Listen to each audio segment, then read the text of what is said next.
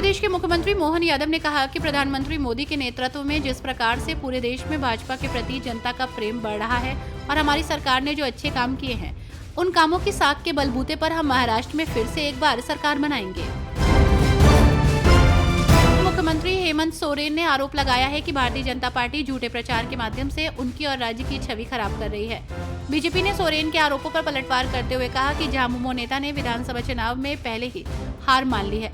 मुख्यमंत्री हेमंत सोरेन ने आरोप लगाया कि बीजेपी राज्य में झारखंड मुक्ति मोर्चा नित गठबंधन सरकार के खिलाफ प्रचार करने के लिए विभिन्न सोशल मीडिया मंचों पर करोड़ों रुपए खर्च कर रही है और उसने 95,000 व्हाट्सएप ग्रुप बनाए हैं। बुलडोजर एक्शन पर सुप्रीम कोर्ट द्वारा लिए गए फैसले पर नेता की प्रतिक्रिया सामने आई है। वहीं इसी बीच कांग्रेस नेता सुप्रिया श्रीनेत ने कहा, सुप्रीम कोर्ट ने आज अपना फैसला सुनाया है और ये वास्तव में बीजेपी सरकार को आईना दिखाने जैसा है।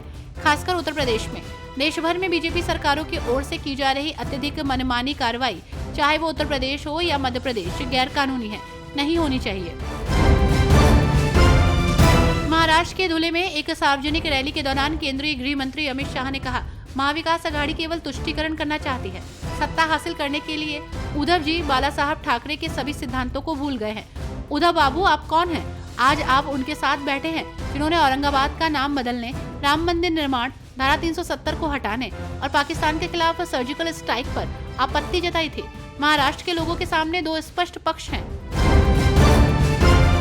भारतीय जनता पार्टी के प्रवक्ता और पुरी से लोकसभा सांसद संबित पात्रा ने अपने चुनाव घोषणा पत्र जारी करने के समय को लेकर कांग्रेस की आलोचना की। संविधान और चुनाव नियमों के अनुसार मतदान से पहले 48 घंटे को मौन अवधि के रूप में जाना जाता है। उस दौरान कोई भी राजनीतिक दल प्रचार नहीं कर सकता, अपना घोषणा पत्र जारी नहीं कर सकता। बीजेपी के राष्ट्रीय महासचिव तरुण चुंग ने कांग्रेस पर तीखा हमला बोला। उन्होंने आरोप लगाया कि कांग्रेस देश में पाकिस्तान की सोच का समर्थन करती है।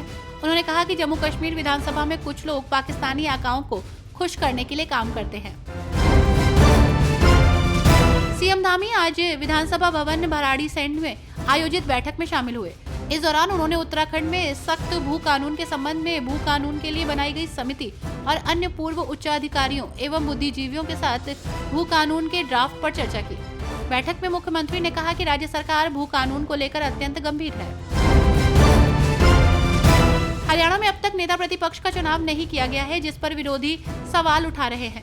कांग्रेस में अंदरूनी कलह होने का दावा किया जा रहा है। इस पर भूपेंद्र सिंह हुड्डा का जवाब आया है।